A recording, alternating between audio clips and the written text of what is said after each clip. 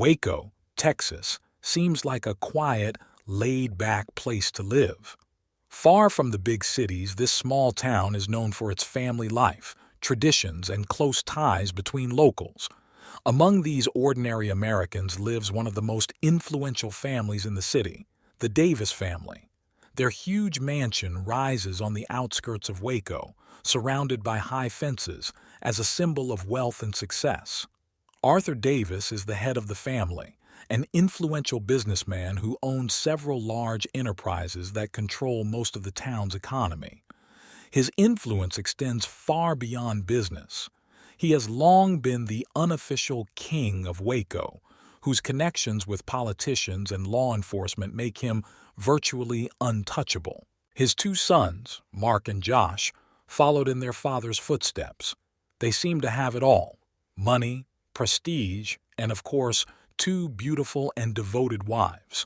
Lauren Fisher, Mark's wife, and Sarah Wilson, Josh's wife, once believed that their marriages to Davis's sons were a fairy tale. Both came from humbler backgrounds and met their husbands at elite events, where they were invited through their friends and acquaintances. Lauren and Sarah imagined a future in the Davis family as an extension of their dream of love, care, and financial stability. However, behind the luxurious facades hid the dark and cruel realities of their marriages.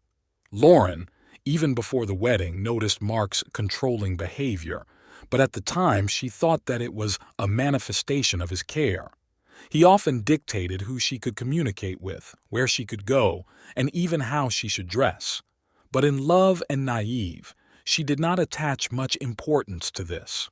On the contrary, she believed that such control was an indicator of his love and desire to protect her. Sarah, in turn, also noticed some manifestations of jealousy in Josh, but, like Lauren, saw in it a desire to protect her from unnecessary people and create a safe environment. After the wedding, everything changed. Soon, both women realized that their husbands were not caring and loving partners, but tyrants who used their power and influence to make their lives hell. Lauren began to notice the first signs of emotional abuse. Mark criticized her appearance, humiliated her in front of her friends, and, worst of all, began to tell her more and more often that without him, she was nothing. His words and actions were aimed at breaking her self-confidence, making her dependent on him. Sarah, for her part, faced a different kind of cruelty. Josh showed his controlling nature from the very beginning, restricting her freedom. He forbade her to meet her friends, visit her parents, and even read books that he considered unsuitable for the wife of a successful man. He demanded complete control over every aspect of her life, and Sarah soon realized that she was trapped. The Davis family was a miniature kingdom of sorts. Arthur Davis was the king, and his sons were his loyal heirs. Lauren and Sarah, despite their position in the family, were mere subjects whose lives belonged to these men. Arthur, as the ultimate authority, encouraged his sons' violent behavior. He believed that men should be in charge of the home, and women should be submissive and quiet. The city of Waco was closely tied to the Davis family. Local residents either worked for them or depended on their goodwill in matters of business. City officials, including the police, had long since learned to turn a blind eye to any rumors about what went on behind the closed doors of the Davis mansion. To them, the house was an impenetrable fortress, and its inhabitants were untouchable. At this point, Lauren and Sarah were still hopeful. They believed that this was just a temporary setback, that their husbands would change. Both marriages were still relatively new, and both women believed that they could fix their partners. They began to seek support from each other, occasionally exchanging brief comments at family gatherings, but neither was willing to openly acknowledge the extent of the problem. Thus began their hellish life in a house full of luxury but deprived of freedom. This was only the beginning of their long path of suffering, on which they would face many trials. In Texas, the Davis name was synonymous with wealth, power, and unquestioned influence. Arthur Davis, the patriarch of this powerful family, built his empire from scratch, becoming one of the most influential men in the state. His businesses spanned everything from construction and real estate to oil fields, making him a key player in the region's economy. However, Arthur's power extended far beyond business. He was adept at manipulating politicians, judges, and law enforcement, making him virtually invulnerable to the law. To those around him, Arthur was the embodiment of the American dream, a successful entrepreneur, a loving father, and a generous philanthropist. But those who knew him better understood that behind the facade of an upstanding citizen lurked a ruthless manipulator willing to do anything to gain power and control. The Davis family dynasty began decades ago when Arthur, still young and ambitious, started his own business with a small construction company. His determination, aggressive business tactics, and willingness to step over heads quickly led him to success. Years of hard work and ruthless competition made Arthur a multi-millionaire. He married Margaret, a woman from an influential family who supported him in all his endeavors and became the ideal partner in building an empire. However, Margaret always lived in the shadow of her husband, playing the role of a devoted wife and mother to their sons, Mark and Josh. Arthur raised his sons to carry on his legacy. Mark, the eldest son, showed an early flair for business and was his father's favorite. He attended prestigious schools, attended the most influential universities, and was groomed to take a key position in the family business. Josh, the youngest, was less ambitious but no less ruthless. Unlike Mark, he always felt like he was in the shadow of his older brother, which gave him deep-seated insecurities. Despite this, Arthur saw both his sons as continuations of his dynasty and trained them to be strong, ruthless leaders who would not tolerate arguments. As Mark and Josh grew into adults, Arthur brought them fully into the business. Both sons were given senior positions in the company where they could learn under their father's direct supervision. Their management methods were as aggressive as Arthur's. They did not tolerate disobedience, demanding complete obedience from their employees. This management style carried over into their personal lives, especially when they married. Lauren Fisher, Mark's wife, was a young and ambitious woman who dreamed of love and family happiness. She grew up in a middle-class family and from childhood heard stories about the importance of finding a good husband. When she met Mark, he impressed her as a successful and caring man who could provide her with everything she dreamed of. Their relationship developed rapidly, and soon they got married. Lauren hoped that marriage would bring her not only stability, but also true love. However, her dreams were quickly shattered by reality. Mark was far from the image of an ideal husband. His character, nurtured by his father, left no room for gentleness or care. He saw Lauren as property rather than an equal partner. Sarah Wilson, Josh's wife, was also fascinated by the Davis family image. She believed that marrying one of the heirs to a huge empire would provide her with a carefree life. However, she quickly realized that her role was limited to silently carrying out all of her husband's orders. Josh, unlike his older brother, was less successful, but his cruelty and desire for control were even more obvious. His jealousy and self-doubt resulted in constant reproaches and ridicule towards Sarah. He demanded her submission and sincerely believed that the man in the family should be the absolute ruler. Arthur's tough upbringing paid off. Both his sons, emulating their father, adopted not only his business acumen, but also his attitude towards people, especially women. Mark and Josh grew up in an atmosphere where men were above the law, and their authority was unquestioned. They saw how their father treated their mother, how her opinion never played a role in decision-making, and they adopted this pattern of behavior in their marriages. Arthur believed that was the way things should be. He taught his sons that women should stay in their place and men should run things.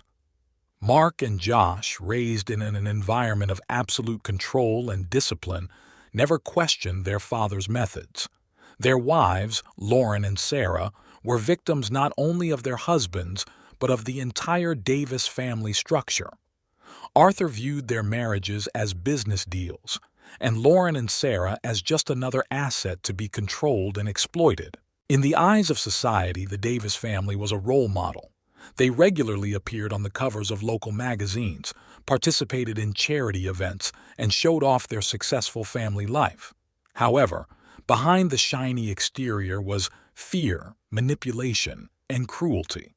Lauren and Sarah quickly realized that their lives had become traps from which there was no escape. This world of wealth and luxury became a gilded cage for Lauren and Sarah, where their every action was controlled.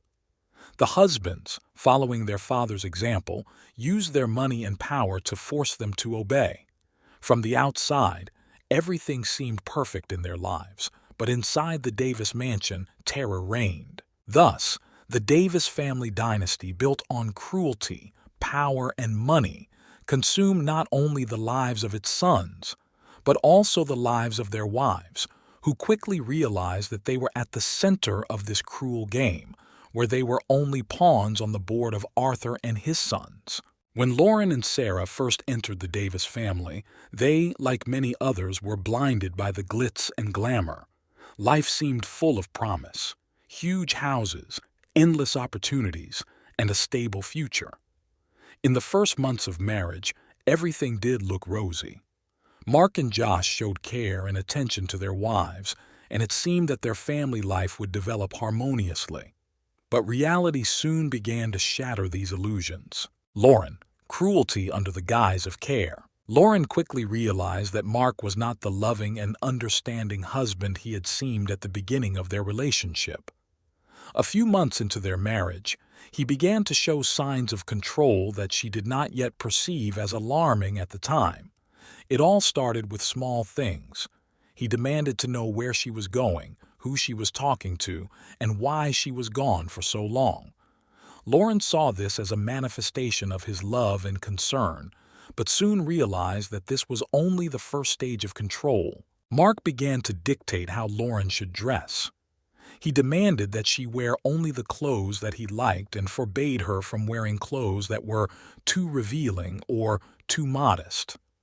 At first, Lauren thought that this was just his personal preference, but over time she realized that his demands were becoming increasingly absurd and intrusive.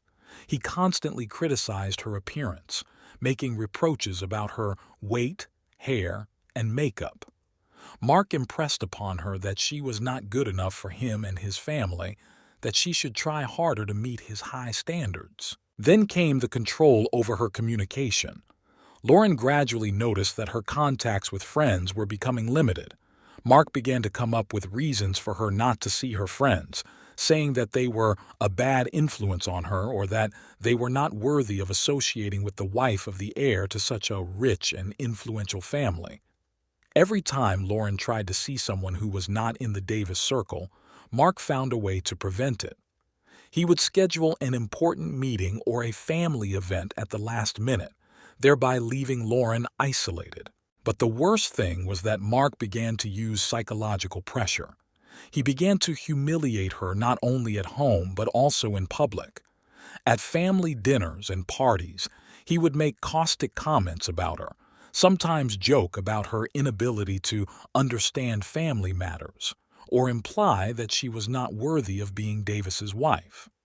Every time Lauren tried to object, Mark simply ignored her, as if her opinion did not matter. It was like a subtle but devastating psychological abuse that was destroying her self-esteem. Sarah, the jealousy and control trap. While Lauren struggled with Mark's emotional abuse, Sarah faced even more severe displays of power and jealousy from Josh. As the younger son, Josh always felt overshadowed by his older brother, which caused him to have deep inferiority complexes. This insecurity manifested itself in painful jealousy and control over Sarah. From the very beginning, Josh tried to control her life completely. He dictated how she should spend her time and did not give her any freedom. If Lauren could at least occasionally break away to meet friends, then Sarah was completely locked within the walls of their huge mansion. Josh believed that her place was at home, where she should take care of him and comply with all his demands. He forbade her to work, communicate with anyone without his knowledge, and even read certain books.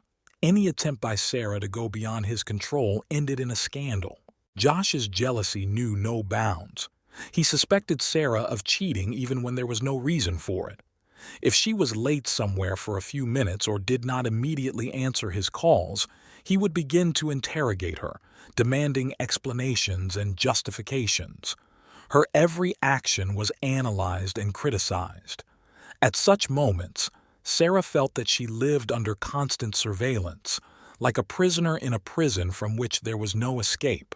Things got worse when Josh started to physically abuse Sarah. The first instance of aggression was unexpected. After one of the usual arguments caused by his jealousy, Josh, in a fit of rage, pushed her so hard that she fell. It was a shocking moment for Sarah, but he quickly apologized, assuring her that it would not happen again. However, from then on, such outbursts became more frequent. Each time after an argument, he physically punished her, either by pushing her or by grabbing her arm too hard. And each time Sarah, frightened and humiliated, forgave him, hoping that this was the last time. Hellish loneliness. Both women felt trapped. Lauren and Sarah seemed to live in parallel worlds, each struggling with her own demons, unaware of what was happening to the other. But somewhere along the way, their paths began to cross. At rare family gatherings, they began exchanging glances and short phrases that made it clear that they were both unhappy. These were moments of silent communication, when neither could say out loud what was happening in their marriages, but each knew the other was suffering just as much. Lauren and Sarah, despite their desperation, were hesitant to tell anyone about their problems. Their husbands kept them under such strict control that any attempt to talk to someone outside was immediately suppressed. The Davis family was always in the spotlight, and any information about problems within the clan could lead to catastrophic consequences for the family's reputation. And given Arthur Davis's connections with the authorities and the police, Lauren and Sarah knew that their voices would simply be ignored or, worse, lead to even more brutal measures from their husbands. At this stage, despite all the pain and fear, both women did not yet realize the full scale of their tragedy.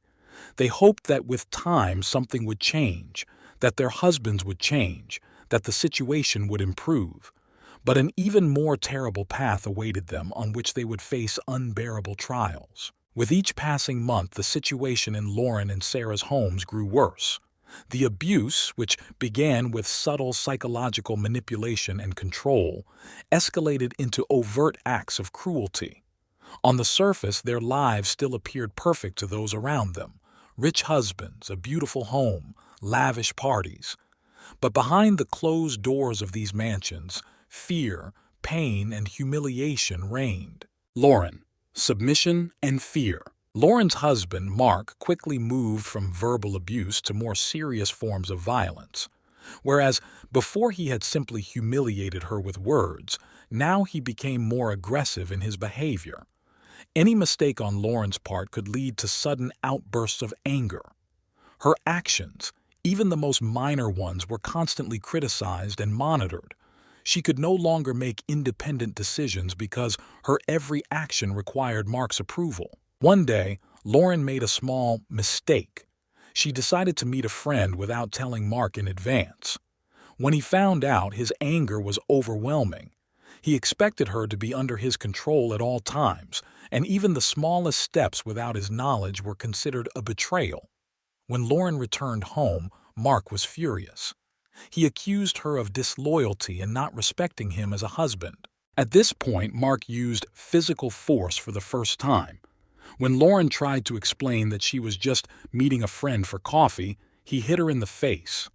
This was unexpected and shocking for Lauren. She knew that her husband could be violent, but up to this point he had never resorted to physical violence.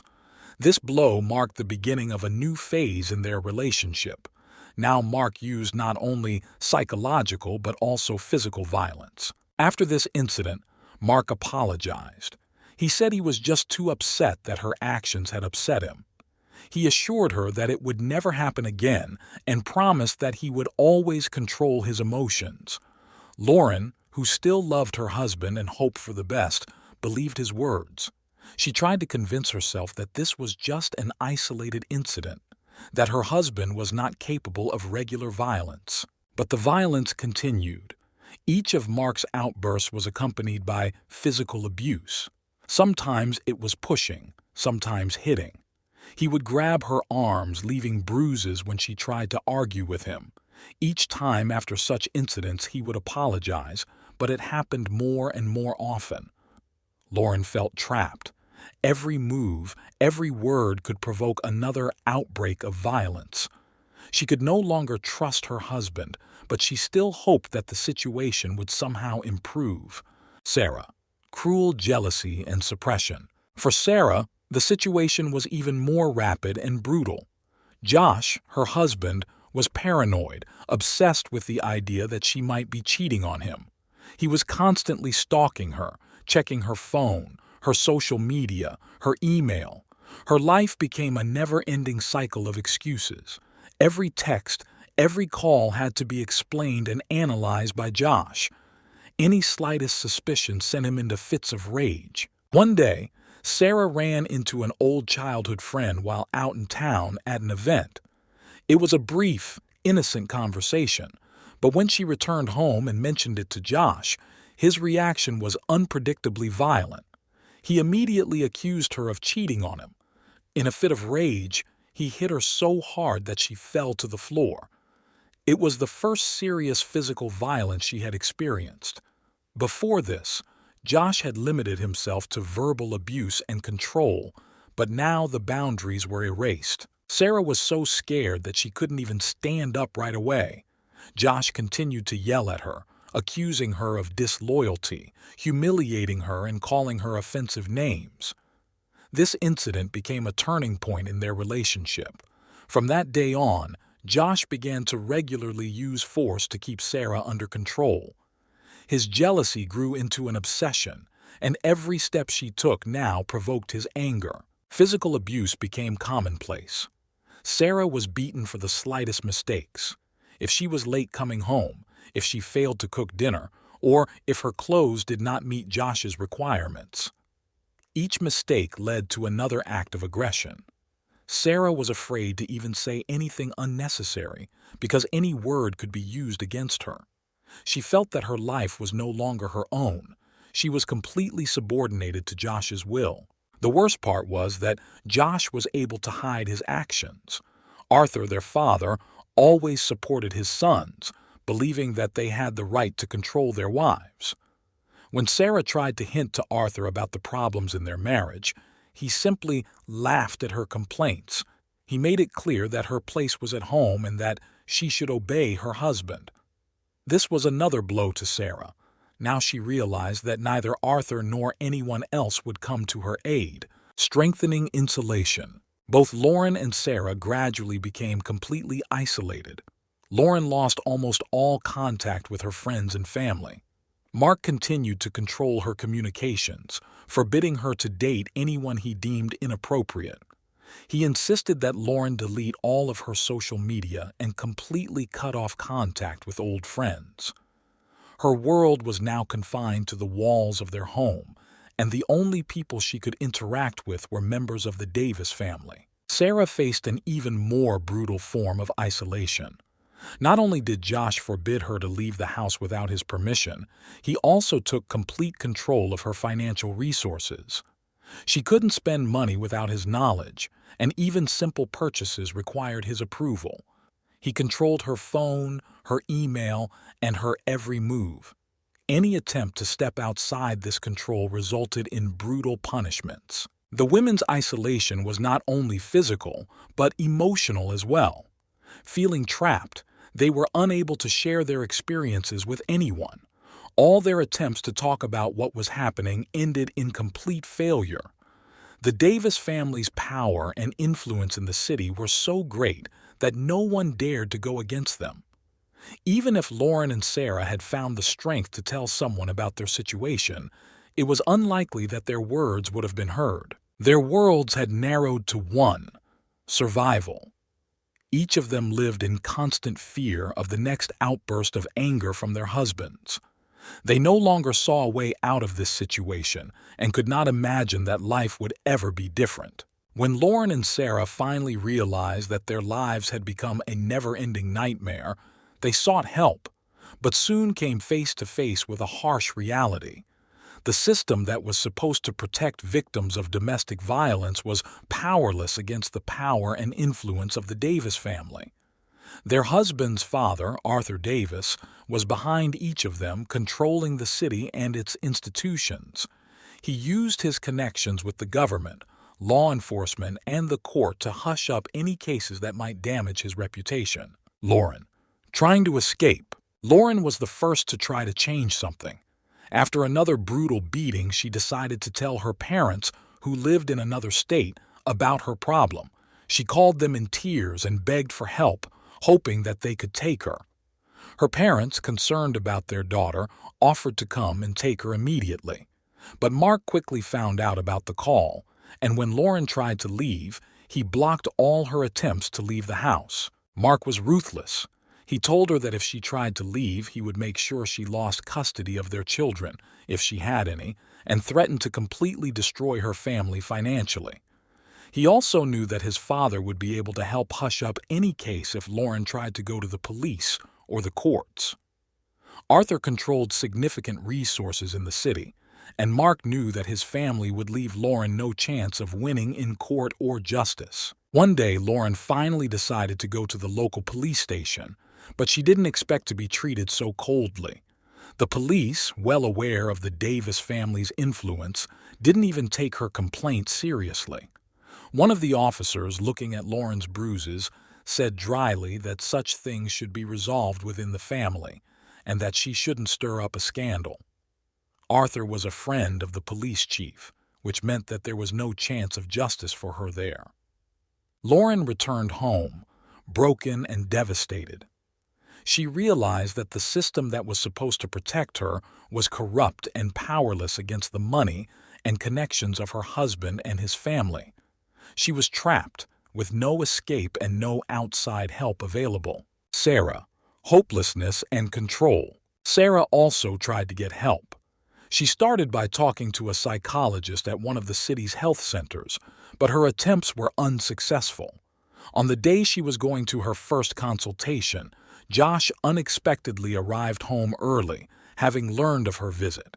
He furiously asked where she had gone and demanded an explanation. Sarah, not wanting another brutal beating, lied, saying she had just met up with a friend.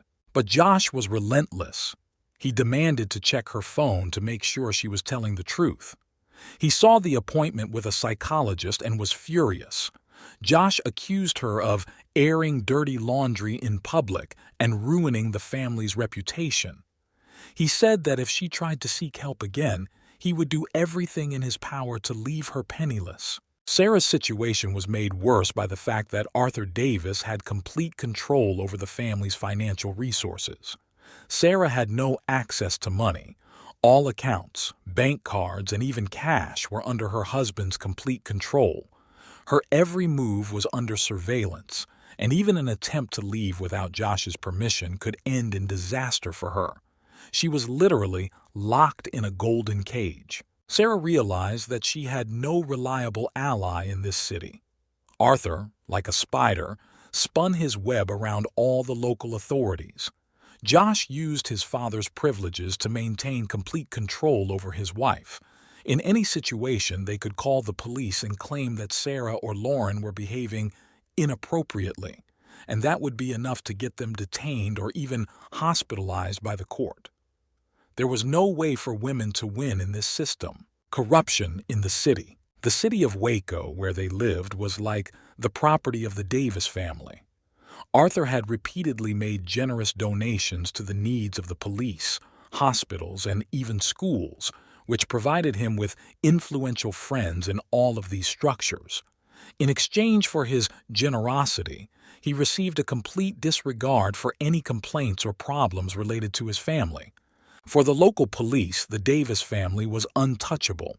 Any appeals from Lauren and Sarah, even in cases of obvious signs of violence, were simply not taken seriously. The officers said that these were family matters that did not require intervention and thus protected their friends. And who would want to lose their job or conflict with the most influential family in the city?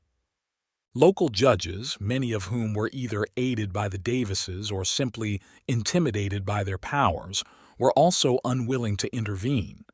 Every time Lauren or Sarah even hinted at problems, they were met with closed doors. Lauren and Sarah realized that they could no longer count on help from the system or from those around them.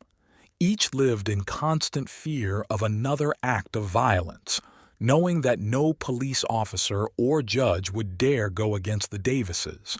These women found themselves in a cruel and unbearable situation. They knew they had to escape, but the system they relied on was against them. Now they were faced with a choice: either continue to endure the violence or seek radical means of salvation. Lauren and Sarah, despite their loneliness and fear, began to realize that perhaps their only chance for salvation was to unite. Their husbands tried to isolate them from each other, as they did from everyone else, but the rare family gatherings gave them the opportunity to exchange short phrases and glances full of pain and despair. At some point, they realized that they were not only allies, but also the only people who could truly understand what each of them was going through. Their first meetings were extremely discreet. They met at family functions where their presence would not arouse suspicion. At these events, where the Davis family flaunted its wealth and prosperity, Lauren and Sarah found a few moments of privacy. They looked at each other and realized that each of them was struggling with the same demons. Soon these brief moments of solitude grew into secret meetings. Lauren and Sarah began to look for ways to communicate secretly. They agreed to meet in small cafes or shops, away from the eyes of their husbands. These meetings were rare and cautious because any attempt to reveal their true lives could end in tragedy for them. They discussed their common problems and tried to find a way out. Each woman shared her fears and stories of how their husband's control and violence were ruining their lives. Lauren told how Mark now watched her every move, threatening her and instilling fear of the possible consequences of any disobedience. Sarah, in turn, spoke of Josh's constant jealousy and suspicion, which turned her life into a nightmare. These meetings helped them not feel completely alone, but an even greater realization came later. Their stories, although different, were connected by a common fate. They were both prisoners of abusive husbands and could not find outside help. With each new encounter, they began to make plans for the future. Lauren and Sarah dreamed of escaping, of breaking free from their relationship and starting a new life. They discussed where they could go, what money they could take with them, but they knew it would not be easy. Their husbands had access to all the resources and controlled every aspect of their lives. They feared that an attempt to escape could end in even more violence. In addition, each of the women was under constant surveillance. At any moment, their actions could be discovered, and this made their meetings dangerous. Each meeting was accompanied by the fear that their husbands or someone close to the family might notice their plot. They knew that if their attempts to plan an escape were discovered, the consequences could be catastrophic. Despite the risks, Lauren and Sarah continued to meet. They knew that if they didn't try to change something, their lives would remain unbearable. They began exchanging lawyer numbers and organizing secret consultations. Lauren found a lawyer in a nearby town who might be able to help them prepare for their escape. Sarah, for her part, was looking for ways to escape Josh's financial control, planning to secretly transfer some of the funds to personal accounts. At the same time, they began to formulate a plan of action. They discussed possible escape routes, quiet towns where their husbands would not be able to find them. Lauren suggested going north, to larger cities where it would be harder to track them. Sarah, on the other hand, suggested running to small villages in the Midwest, where they could hide and start a new life from scratch.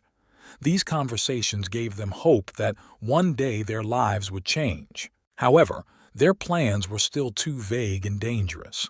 They understood that one wrong move could cost them everything, so they continued to act carefully, without making any sudden moves. Deep down, each of them understood that the day they tried to break free would be the most important day in their lives. The violence and control in Lauren and Sarah's families had reached a breaking point. Each knew they were on the brink, but the point of no return was yet to come. And that moment came suddenly and abruptly when Lauren experienced something that became a turning point for her. One night, when Mark returned from a business meeting in a very irritable mood, Lauren sensed that something was going to go wrong. He was in a bad mood, slamming doors loudly, and was clearly angry. She tried not to attract his attention, hoping that he would simply go to bed and another scandal would be avoided. But it was useless. It was as if he was deliberately looking for a reason to quarrel. Lauren, exhausted physically and mentally, tried to avoid conflict, but things only got worse. Mark started yelling at her over something trivial, some dish she hadn't had time to cook. He accused her of doing nothing for the family and of not being worthy of being his wife. At first, these were the usual insults, but then the situation got out of control. Mark, in a fit of rage, grabbed Lauren by the arm and shoved her hard to the floor. She hit her head on the nightstand and black spots flashed before her eyes. This was not just a burst of aggression, which she had become accustomed to, but something much more serious. Lauren felt her consciousness begin to fade, but through the pain she understood one simple thing. If she did not do something now, then the next time could be the last. She was lying on the floor, bleeding, unable to get up. Mark stopped for a moment, seeing what he had done. His face was contorted not with remorse, but rather with fear for his reputation, because if Lauren went to the hospital with such injuries, it could raise questions. He quickly grabbed the phone and started calling his father to figure out how to get out of this situation. Lauren heard him talking to Arthur, explaining that it was an accident. Arthur, as always, set about solving the problems. He immediately called his doctors, who came to the scene and treated Lauren's wounds. She did not go to the hospital. Her condition was checked right in the house, under strict supervision, so that no one would find out about the incident. The doctors, bribed by Arthur, assured Mark that his wife would be fine and that the incident could be easily hidden. For Lauren, this moment was the last straw. Lying on the floor, she realized that she couldn't live like this any longer. Every day could be her last. Her life was no longer her own, and she knew that Mark, who didn't hesitate to use physical violence, wouldn't stop until he broke her completely. She knew she had to escape, and fast. Meanwhile, Sarah was also facing an escalation in her home. Josh, torn by jealousy, was becoming increasingly uncontrollable. He began making her account for literally every minute of her day. Sarah could no longer leave the house without his permission, and any deviation from his strict rules led to violent outbursts. Josh began breaking her phone to prevent her from communicating with anyone outside their family, and threatened that if she tried to leave, he would find her and make her life even worse. One night, after yet another fit of jealousy, Josh used force so brutally that Sarah lost consciousness. He punched her in the face, accusing her of cheating. Sarah, lying on the floor with a bleeding lip, realized that if she did not leave, she would simply be killed. She could not stand this abuse any longer. The next day, while Josh was at work, Sarah tried to contact Lauren. Their next move had to be drastic. They now knew that staying in these marriages was a death sentence. Lauren and Sarah knew it was time to act. They couldn't wait for another incident that could end in their deaths. They agreed to meet and discuss the final steps of their plan. Lauren, weakened by the blow, had a hard time getting to the meeting place, but her resolve was unwavering. Sarah, for her part, also looked dejected and battered, but there was a fire in her eyes now. She was no longer afraid. They both knew that their lives would never be the same, but they also understood that if they did not take control of the situation, this nightmare would continue forever. This meeting was a turning point. They were now determined that the escape had to happen as soon as possible. Lauren and Sarah worked out the final steps: a secret exit from the city, paperwork, some cash they had managed to save without their husbands knowing, and help from people willing to help. This was their last chance to escape, and they were willing to risk everything. Sarah couldn't take it anymore. After Josh's latest brutal attack, she realized that her life depended on her alone.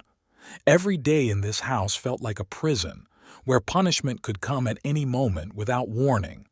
Her husband was becoming increasingly unpredictable and aggressive, and Sarah knew that if she stayed, it could end in her death. The only way out was to escape, even if it involved enormous risks. The escape plan didn't come spontaneously. Sarah had been thinking about it for weeks, planning every step.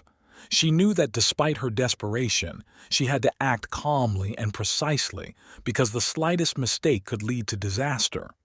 Josh was always watching her actions, controlling her every step, but she found rare moments when she could do something to prepare for the escape. Even before the turning point, Sarah began to secretly save money that she managed to take from the joint funds without attracting her husband's attention. These were small amounts that she hid in secluded places, trying not to leave a trace. She knew that in order to escape and start a new life, she would need at least a small financial cushion, because without it, leaving would be too risky. She also found a reliable lawyer who agreed to help her prepare documents and provide legal support. Sarah also tried to arrange her escape so that no one would guess her plans in advance. She knew that if Josh or his father Arthur found out she was planning to leave home, they would do everything in their power to prevent it. Arthur was too powerful to allow his daughter-in-law to ruin the perfect picture of the Davis family. On the appointed day, Sarah began preparing from the very morning. She collected a few things that she thought were necessary: documents, money, a few items of clothing. To avoid suspicion, she hid everything in different bags and sacks that were not conspicuous. Outwardly, she tried to behave calmly as usual so that Josh would not suspect that something was wrong. That day, Josh left for a business meeting, and Sarah took advantage of this moment to try to implement her plan. She knew she had a few hours until he returned home. This was her only chance. The first step was to get as far away from Waco as possible. Sarah knew that if she stayed within the city limits, she would be found quickly. Arthur and Josh had huge connections in the city, and any of her movements could be quickly tracked. So she decided to move to another state, to a place where the Davis family's influence did not extend. To do this, she arranged for a temporary shelter with a friend who lived in the neighboring state of Louisiana. As Sarah left the house, her heart was beating so hard it felt like it was going to jump out of her chest. She knew she had to be careful because Josh could come back at any moment. She got into the car, which she had parked nearby, and set off. Every minute she spent behind the wheel seemed like an eternity. She kept looking back, afraid that someone might be watching her. This time, however, she managed to slip away. Sarah drove out of Waco and headed toward Louisiana, where they were already waiting for her. Along the way, she stopped several times to check if anyone was following her. The feeling of danger never left her for a second, but she knew that if she could cross the state line, she would be safer. By the time Josh returned home, Sarah was already far away. It took him a while to realize what had happened. When he entered the house, he noticed that his wife had disappeared, but at first he thought she had just gone out to run errands. However, when he saw that her things were missing, he panicked. He started calling her, but Sarah's phone was switched off. Josh realized that she had run away. Panic turned to rage. Josh, not knowing where his wife had gone, immediately contacted his father. Arthur, having learned of Sarah's escape, immediately got involved. He was too influential and knew how to solve such problems. Arthur mobilized his connections to begin searching for Sarah, but no one knew that she had already crossed the state line and was heading to Louisiana, where her tracks would be lost. For Sarah, escaping was the first step toward freedom. She knew she had a long, difficult road ahead of her. Arthur and Josh would probably not leave her alone and would continue to search for her. But now she was safe, at least for a while. Ahead of her was a new stage of life, full of uncertainty, but it was better than the hellish life she had experienced in the Davis family. Now Sarah had to keep in touch with Lauren, who was still trapped. She promised to help her friend as much as she could. Sarah knew they couldn't hide alone for long, but together they had a chance at true freedom. When Arthur Davis learned of Sarah's escape, he was furious, but outwardly maintained a cool composure. He was a man accustomed to solving problems through force and influence, and he viewed his sister-in-law's escape as a direct affront to his authority. Sarah had defied not only Josh, but the entire Davis clan, and Arthur was not about to let it go unpunished. He immediately set about taking action to bring her back, and more importantly, to prevent such incidents from happening in the future. Arthur had vast resources. His connections in Waco and beyond allowed him to control everything from the local police to officials in neighboring states. He immediately ordered his men to begin searching for Sarah.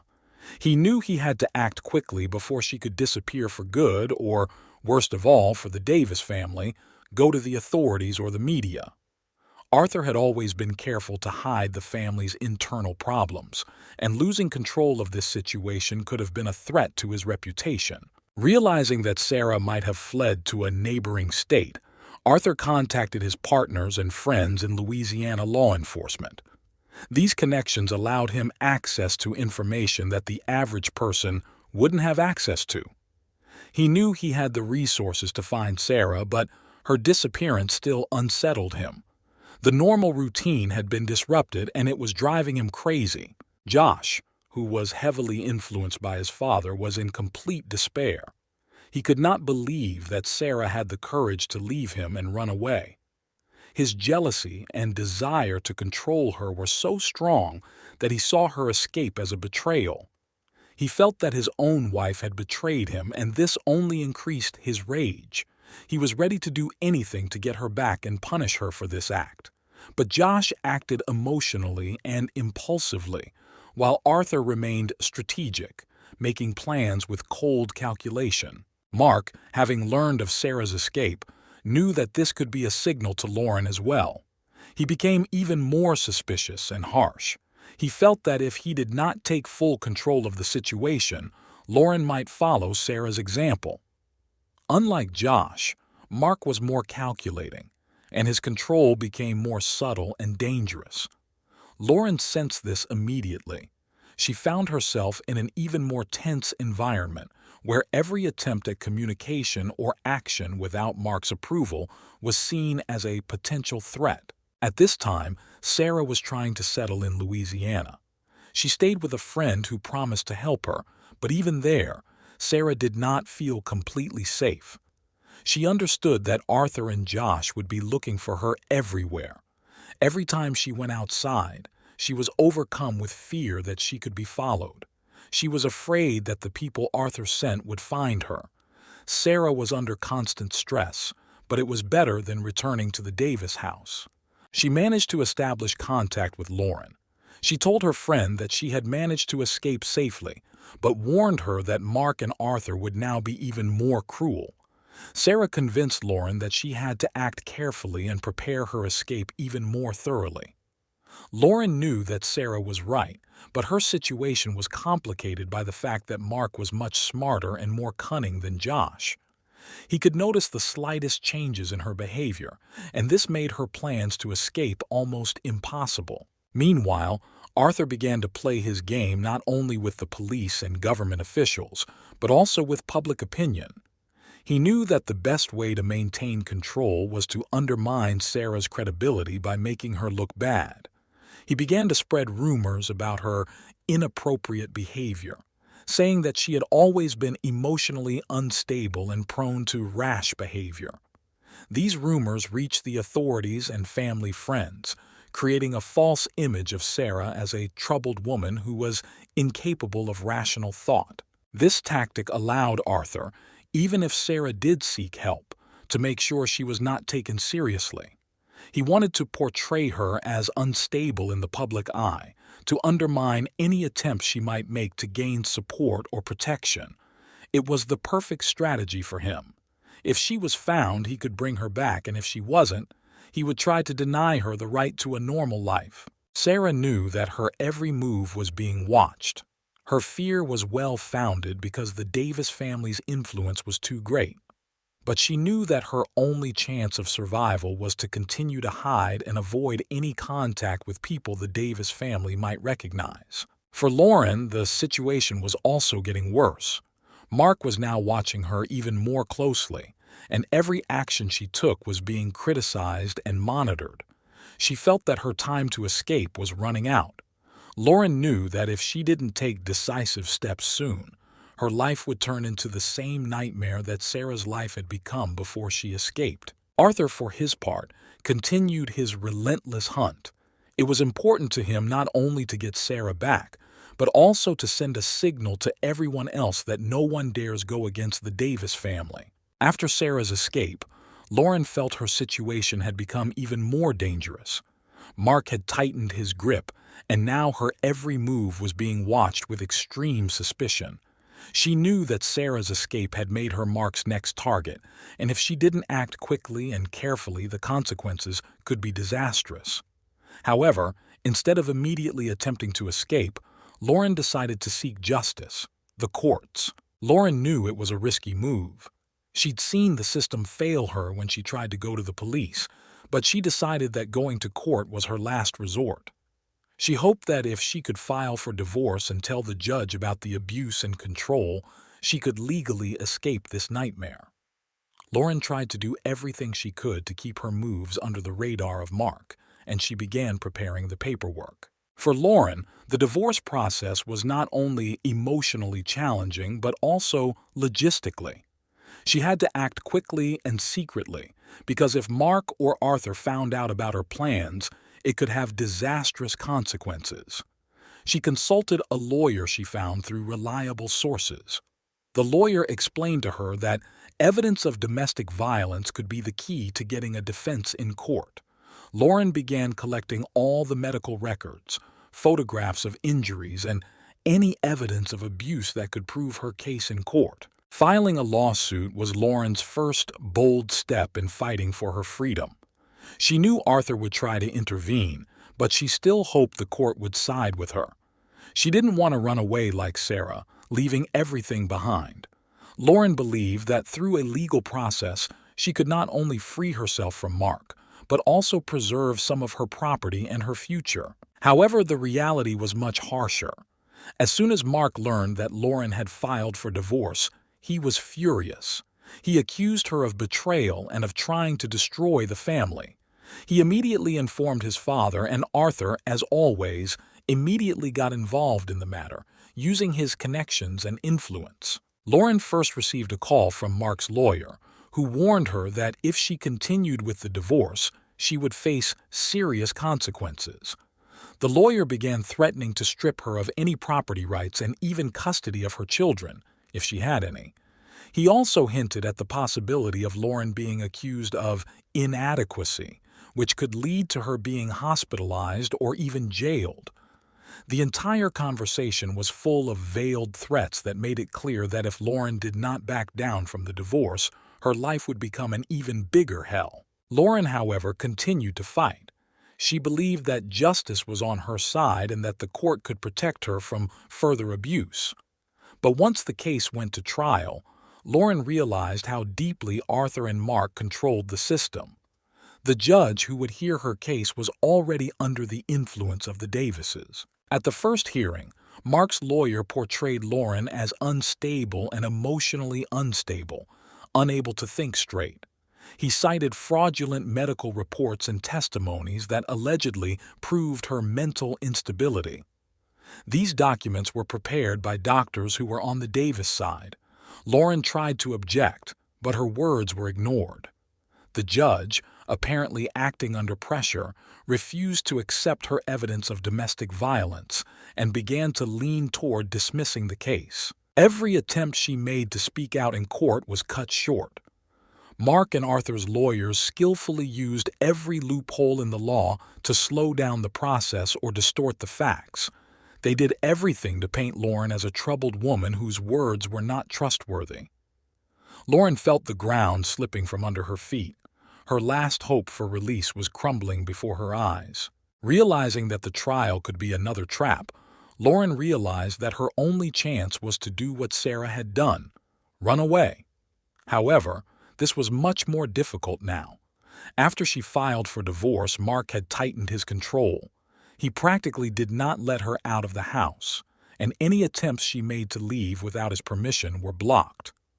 Lauren was under 24-hour surveillance, and even her phone was now under Mark's control. Arthur, not wanting to risk a public scandal, put even more pressure on the judge to expedite the dismissal of the case. Lauren saw her chances of success diminishing with each passing day. In court, she was alone against the vast machine of influence and corruption that Arthur controlled. That moment was Lauren's breaking point. She realized that the system that was supposed to protect her was corrupt and unfair. Her last hope for a fair trial was gone, and she knew her only option was to escape. Once the judge dismissed her case and denied her protection, Lauren knew she had no time to think. Now Lauren had to find a way to escape from Mark and Arthur's total control. After the court denied Lauren protection, her life turned into a nightmare. Mark, feeling completely victorious, became even more cruel and ruthless. Lauren was no longer his wife in his eyes. She was now his prisoner, completely subordinate to his will. She could no longer leave the house without his permission, and her phone calls were monitored. Those around her saw an outwardly calm and prosperous picture, but behind closed doors, violence and fear reigned. Immediately after the court defeat, Mark gave Lauren a scene she would never forget. As if he were venting his pent-up rage, he first accused her of trying to break up the family, then accused her of disloyalty, calling her ungrateful for all the years he had given her. Lauren tried to explain that she simply wanted to get rid of the pain and fear, but her words no longer mattered to Mark. He viewed her actions as a betrayal that deserved to be punished. That night, Mark crossed all boundaries. After a long and brutal argument, he beat Lauren so badly that she couldn't get up. He pushed her to the floor, grabbed her by the hair, and punched her in the face several times. Lauren felt her strength draining away, and the world began to blur before her eyes. She couldn't fight. Her body was paralyzed with fear and pain. Mark didn't seem to even realize that he could have killed her at that moment. His rage was so strong that he lost control of himself. When he was finished, Lauren was lying on the floor, bleeding. She heard him leave the room, slamming the door, leaving her alone, like an unwanted possession. This time, he hadn't called the doctors or tried to cover up the evidence of his violence. He didn't have to anymore. Mark knew that Lauren didn't have the strength or the means to turn against him. Her attempt to seek justice had failed, and now she was completely defenseless. Lauren spent hours in the dark, unable to move. Her body ached so much that every breath was a struggle. But the physical pain wasn't the only thing that tormented her. Her soul was crushed by the knowledge that she was trapped with no escape. She knew that unless she took decisive action, her life would end the same way this day had, in agony and loneliness. The next morning, Lauren could barely get out of bed. She felt broken, but she also knew she couldn't wait any longer. Escape was no longer just a dream. It was a matter of life and death. Lauren knew that if she stayed with Mark, the next fit of rage could be her last. He'd already shown what he was capable of, and Lauren was sure he wouldn't stop next time. Lauren acted quickly, despite her terrible condition. She managed to secretly call Sarah, with whom they had kept in touch despite all the difficulties. Sarah, knowing what Lauren was going through, offered to help her. She told her how she had managed to escape and gave her some tips on how to deceive the constant monitoring. Lauren realized that her escape would have to be as thorough and thought out as Sarah's. She had to wait for the right moment when Mark was not home. She secretly gathered a few things that she could hide without being noticed. Lauren tried to remain inconspicuous while going about her daily duties, but she planned every step. This time, she decided to use the opportunity that Mark's job gave her. He often traveled to nearby cities for business meetings, which gave her a small window of time to act. Despite the terror Lauren endured every day, she held on, knowing she only had one chance. If she couldn't escape now, there might not be another chance. Her entire world had narrowed to this goal: escape. Lauren knew that even if she did escape, Arthur and Mark would not leave her alone. But it was better than staying and enduring further abuse. The day came when Mark was gone for a few hours. Lauren gathered everything she could: documents, money, a few essentials. She acted quickly and carefully so as not to arouse the suspicion of anyone who might be watching the house. As she walked out the door, she felt a sense of panic and freedom at the same time. She knew she would never return to this house again. Her goal was the same as Sarah's: to hide as far away as possible, to get away from the Davises' power. Lauren understood that she would have to change places, avoid contact with people who could be connected to Mark or Arthur. But she was ready for anything, just so she would never return to the hell that had become her life. Lauren escaped, but her heart was restless. An unknown future lay ahead of her, full of risks, but it was better than remaining in the hands of her tormentor. Lauren had successfully escaped, but her freedom was under threat from the very first minutes. She knew that her escape would be noticed very soon, and Mark and Arthur would begin an immediate search. Now every minute counted. Lauren lost no time in contacting Sarah to discuss further steps. Their secret alliance was the only support for both women, and now Lauren needed help more than ever. Sarah, who had been hiding in Louisiana for months, was ready to help Lauren. She understood what her friend was going through and knew they had little time before the Davis family began pursuing them. Sarah offered Lauren to come to her immediately, but warned that even there they could be found if they were not careful. Lauren began her journey, fear and adrenaline mingling in her blood. She chose small roads, avoiding major highways to avoid being seen by people who might recognize her. Every stop, every turn filled her with anxiety, but Lauren couldn't stop. Sarah was waiting ahead of her, and that gave her the strength to keep going. Meanwhile, Mark discovered that Lauren had run away as soon as he returned home. His rage was boundless. He could not believe that she dared to do this after all his threats and cruel punishments. He immediately called his father, and Arthur immediately began organizing a search, using his connections. However, they understood that Lauren could have gone anywhere and it would be impossible to search for her in every city. Arthur was determined and gave orders to his people to search for her traces all over the country. Lauren arrived in Louisiana late at night, tired and scared. Sarah met her at the small house she had rented on the outskirts of town. It was a simple, unassuming house that didn't attract attention, which is why it was the perfect hiding place. As soon as Lauren stepped inside, she felt the tension slowly ease, although the fear remained. She was free, but this was only the first victory in a long fight. The meeting with Sarah was emotional. Both women, exhausted by the experiences and violence, hugged each other, realizing that their friendship was not just support, but a real chance for survival.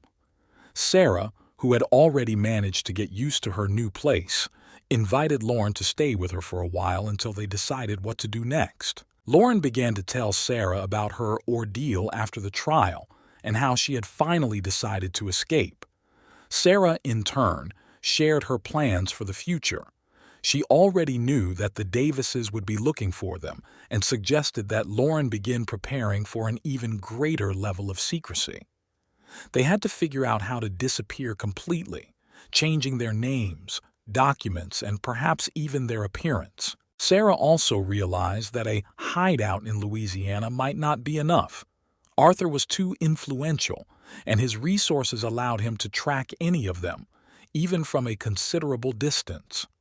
They decided that they needed to develop a long-term escape plan that would involve moving around several places and cutting off all contact with anyone from their past. The first step was to obtain new identification. Sarah had already begun the process of obtaining false identification through people she trusted. She suggested that Lauren do the same. They knew that with new names and identities, they would be able to hide from the Davis family more easily. The only question was how long they could hold out before they were found. Lauren agreed with Sarah's plan. She knew her life would change forever. No more luxurious homes and material goods that had accompanied her in her marriage to Mark, but she was ready to sacrifice everything to gain freedom and independence. Material goods no longer mattered. What mattered was survival. The next day, Lauren and Sarah began looking for additional hiding places and planning routes for their next moves. Their goal was to avoid any possible traces that could give away their location. Lauren knew she couldn't trust anyone but Sarah, and Sarah was her lifeline. Meanwhile, Arthur continued to unfold his plan to find the fugitives. He brought in his private detectives, bribed local officials to gain access to information, and even reached out to his contacts in neighboring states. He didn't want anyone to know about this incident. The family's reputation came first, and Arthur would do whatever it took to get Lauren and Sarah back. He couldn't allow anyone to challenge his authority. But while Arthur was making his plans, Lauren and Sarah were making theirs. They knew there was a long road ahead, but they were ready to fight for their freedom. Now, with their powers combined, they planned to escape control and start a new life where no one could find them. Despite the precautions they had taken, Lauren and Sarah knew their time was limited.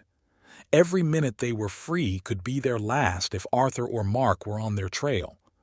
They hatched a plan to escape Louisiana, but deep down, both women sensed the threat was becoming more and more real.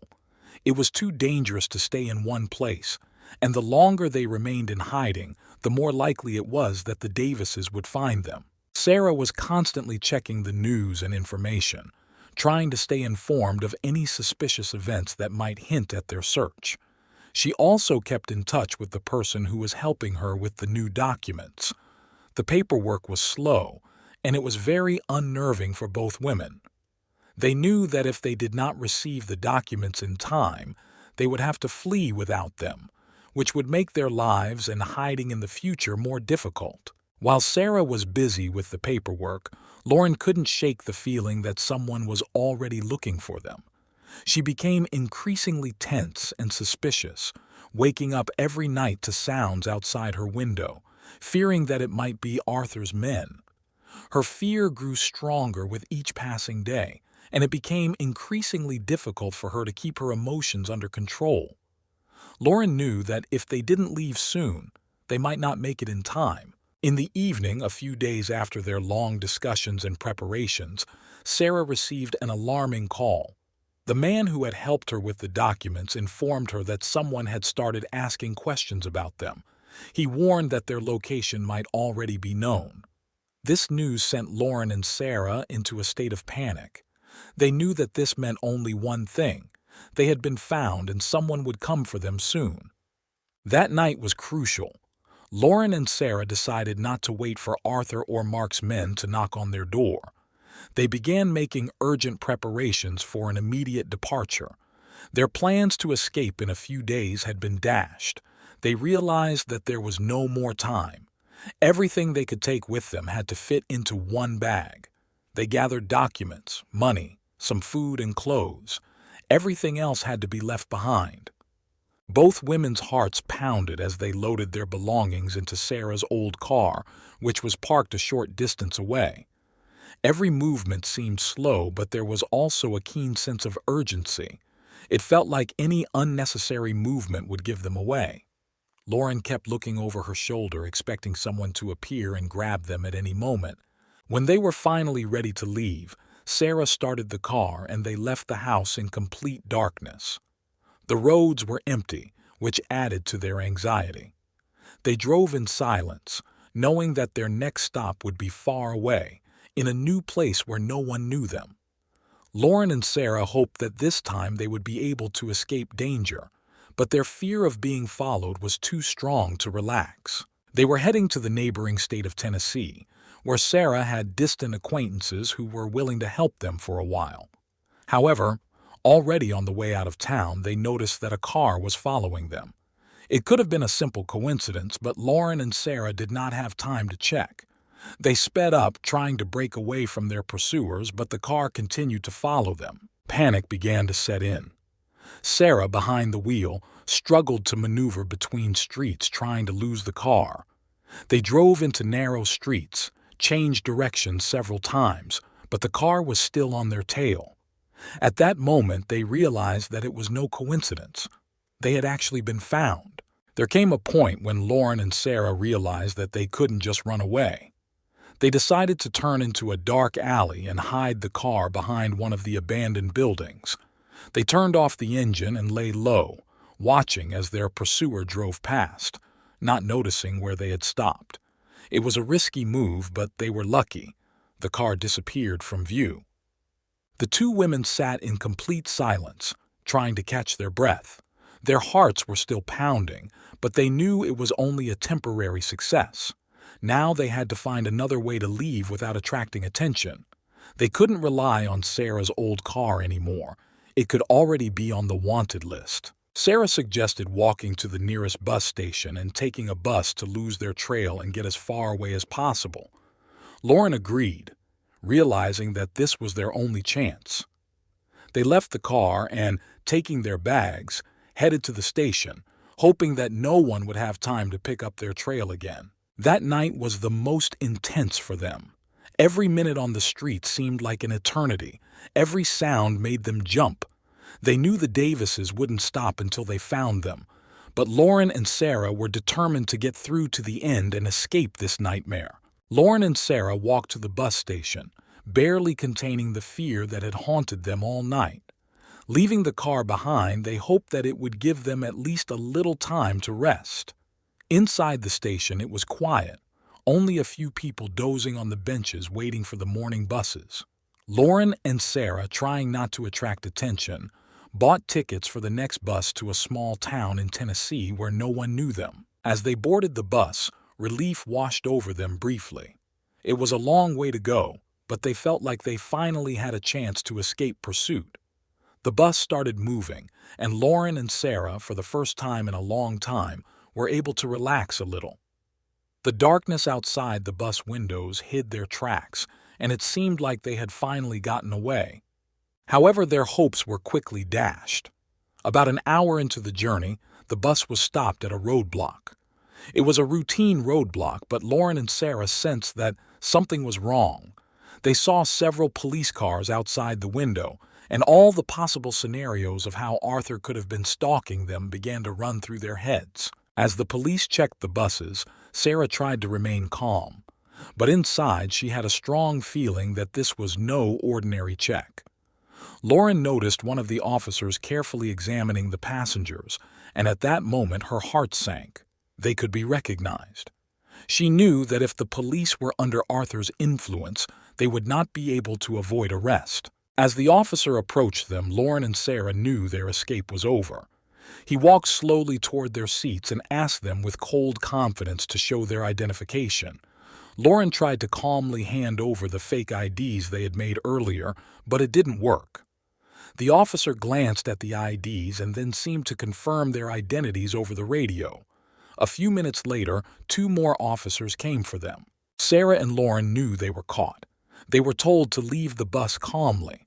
But at that moment, Lauren felt a wave of despair and rage welling up inside her.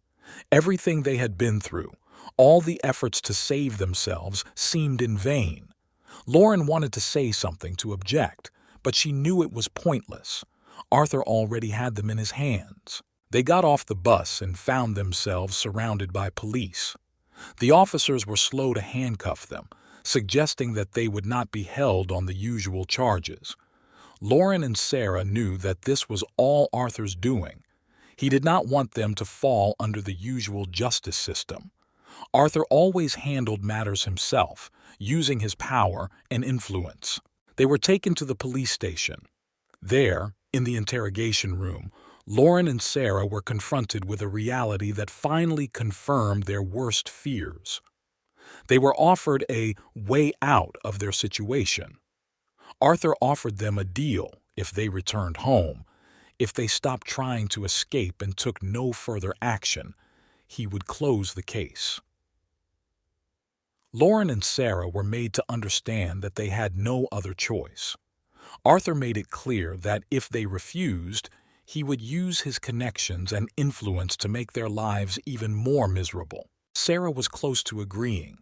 She was exhausted from the constant fear and persecution, and the idea of simply giving in seemed like a salvation. But Lauren couldn't accept it. She knew that going home would mean total submission to Arthur and Mark, and that would be worse than death. Lauren knew that despite the pressure, there had to be another way. Lauren looked at Sarah, and determination flashed in her eyes. She said that she would not go back to Mark, no matter what. Lauren was ready to fight to the end, and even if it meant facing the police and the justice system, she was not going to live in fear any longer. By refusing, she had defied Arthur and his system, and that was her moment of truth. Sarah, seeing Lauren's determination, knew her friend was right. They had both been through too much to just give up now. They decided not to accept Arthur's deal, even knowing that it could lead to even greater dangers. Lauren and Sarah were ready to stand until the end to escape this nightmare and find true freedom. That night became a moment of choice for them, a choice between living in fear and fighting for the right to freedom. Lauren and Sarah, despite Arthur's pressure and threats, made a decision that would become a turning point in their lives. They refused to return to their marriages despite the risks. Their refusal not only challenged the system, but also made it clear that they would no longer be victims.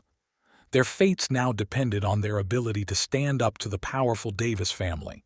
After spending the night at the station, Lauren and Sarah were prepared for the worst. They knew that refusing to accept Arthur's deal would have dire consequences. Arthur was not the type of person to forgive such things easily. Yet, despite this, they felt a strange sense of relief. This was more than just a decision not to give in. It was their own act of resistance to the system that had controlled their lives for years. The next day, the fight for their freedom began at a new level. Furious at their refusal, Arthur began using his connections to influence the court and the police, but the situation was out of his control. Because Lauren and Sarah refused to comply, their case became public knowledge. They turned to journalists who quickly began covering the story of two women trapped in the cruelty and influence of a powerful family. The story caught the attention of the media, and Arthur soon realized that his usual methods of control were no longer working. Lauren and Sarah, for the first time in their lives, felt they had a chance. When their story became public, Arthur lost his ability to operate in the shadows. He could no longer use his usual schemes because the public began to watch developments closely. The press, which supported their story, was on the side of the women, and soon an independent investigation was launched into the violence and abuse in the Davis family. The public outcry brought Lauren and Sarah's case to court, where it was difficult to control the outcome. The authorities began to take their claims seriously. Mark and Josh found themselves under intense scrutiny, and evidence of domestic abuse and manipulation began to surface. The Davis family's influence gradually waned as public opinion turned against them. For Lauren and Sarah, the trial was difficult and exhausting. They were forced to relive the horrors of their marriages, recounting them to the court and the press. However, this time they felt supported, not only by each other, but by the public, which was now on their side. They were able to gather evidence that supported their accusations, and this was the deciding factor. The court ordered protection for Lauren and Sarah, granting them protective orders against Mark and Josh. In addition, under public pressure and investigation, a new case was opened, which concerned Arthur's influence and manipulation of the court system and authorities. Arthur was forced to retreat, although he continued to fight for his reputation. Mark and Josh, realizing that they were no longer omnipotent, lost control of the situation. Lauren and Sarah were no longer hostages to their power. They were granted the right to divorce and compensation, which allowed them to start a new life. For both men, this was a serious defeat. Not only did they lose control over their wives, but they also faced the destruction of their reputations. Lauren and Sarah were finally able to leave without fear of persecution. They started anew, far from the city that had tormented them. They each chose their own path, but their friendship remained unshakable. They supported each other through every step of the struggle. And now that the fight was over, they became a symbol of strength and resistance. And while the pain of the past hadn't completely disappeared, they knew they'd made the right choice. They were free now. Lauren and Sarah had the independence they deserved, and with that freedom came a new sense of self. Their lives were no longer under the control of others. They were now in control of their own destiny. The story left a deep mark on the public consciousness. Lauren and Sarah became an example for many women who also suffered from violence and control. Their struggle showed that even the most powerful families can lose power if those they oppress unite and decide not to give in.